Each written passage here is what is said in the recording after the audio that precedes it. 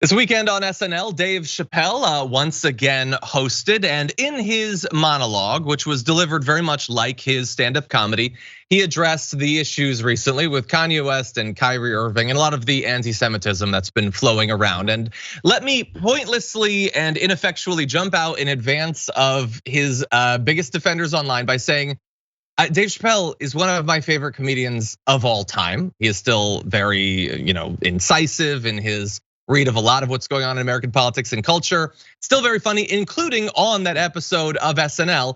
That said, he's a big boy. He's a full-grown person who can say whatever he wants. He's famous and rich. He's going to be able to say whatever he wants. And in honor of his stance that people should say what they think, I'm gonna say what I think. And so you can stop with your comments to me. If you believe that people like me shouldn't express our opinions, then that applies to you too, so don't comment at me. I personally think you should also be able to say whatever you want. So in the tradition of free speech, we're gonna talk about what we think about his monologue. I'm gonna read just a few of the comments. There were good points and there were bad points to it. There were funny parts and then there were serious parts. He said at the very beginning, I denounce anti-Semitism in all its forms and I stand with my friends in the Jewish community. Then he said, and that, Kanye, is how you buy yourself some time, which is funny, admittedly. Some of the other stuff, not necessarily so much. We're gonna gradually get into that. He says, I learned that there are two words in the English language that you should never say together in sequence. And those words are the and Jews. I think it would be great advice for a lot of people to stop talking about those two words in sequence the way that they want to. But he does say in the monologue that he'd been to Hollywood and based on his own travels, it's a lot of Jews, like a lot, but that doesn't mean anything. There's a lot of black people in Ferguson. That doesn't mean they run the place.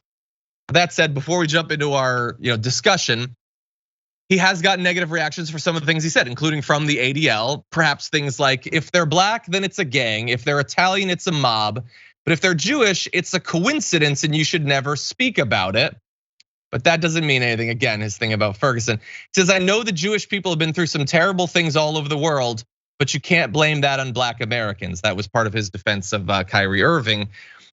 Apparently believing that people's criticism of Kyrie Irving is believing that he's responsible for the Holocaust, which is not my read of what the criticism is about. But anyway, there's a lot in that. Dan, what did you make of the monologue? I made of the monologue that, yeah, I think that Dave Chappelle at a time was one of the most incisive, culturally biting comedians that you had out there. But he is constantly going towards this. I think he's lost that edge because even today, because he now has a lack of power. Maybe he never had a power analysis. Maybe I'm just too much of a Marxist to really enjoy this anymore. But and when it comes to his trans commentary, or when it comes to this stuff, it always seems like he is not, he's always blaming it on he's using the out of, I either just don't have the education or other people just don't have the education about this. Like, how should you expect Kyrie Irving to know about these things? Or he's using the out of, oh, it's just comedy, it's just jokes. Why can't I use free speech? Not understanding power dynamics in any situation whatsoever. This is most annoying because the soundbite that I heard before any of the other things where he starts to pepper his speeches a little bit more, were the Kanye, this is how you buy some time quote.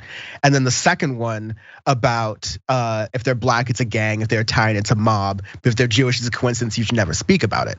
I think some history that should be important to be taught is, the history of redlining, that thing that the Federal Housing Administration, so the US government, used to make sure that it was harder for blacks and Latinos and Asian people who lived in America to build their communities. The same thing happened for Jewish people. You can look from the sky and see which neighborhoods were redlined, and you could look at the meanings of why the neighborhoods were redlined in places like Los Angeles and New York, and see, oh, the neighborhoods that were redlined were because of subversive Jewish elements bringing down the property values. So there's been this anti-Semitism and that's from the 1920s in America. There's been this anti-Semitism that has been going on in this country for years. And yeah, sure, it's not black people's fault to understand it, but I also expect that Jewish people shouldn't say the N-word either, right?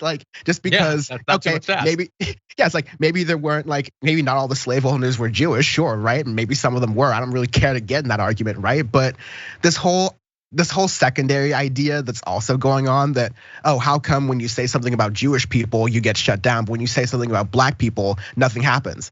As though the George Floyd stuff did not happen, as though like time didn't, like all businesses didn't rush to put out their pandering statements to black people and still do Juneteenth things. And we all like joke about it on Twitter every February on Black History Month, as if these things don't happen. Like you could make the same thing and say, oh, there's all these black people who are athletes, right? Do black people own sports? No.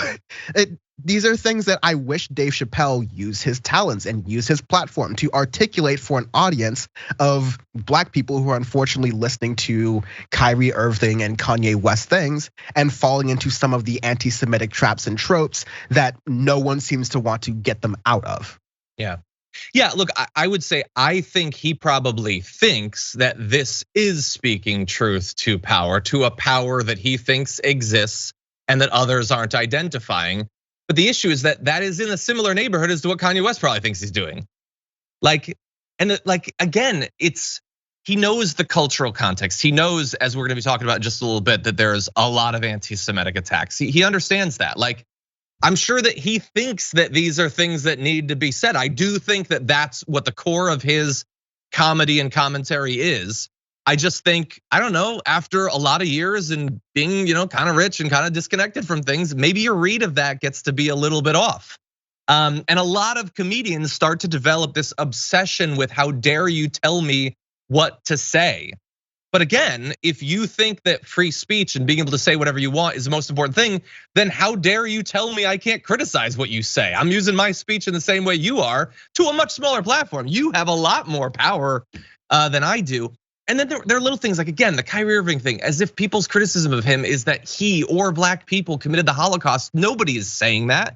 You're not responsible for the Holocaust. You're responsible for what you say. That's what you're responsible for. And his defensiveness, like about Adidas dropping Kanye West, like as if Kanye West is entitled to the shoe deal. Adidas or any shoe company or any promotion gives those deals because of your persona, your influence, your platform.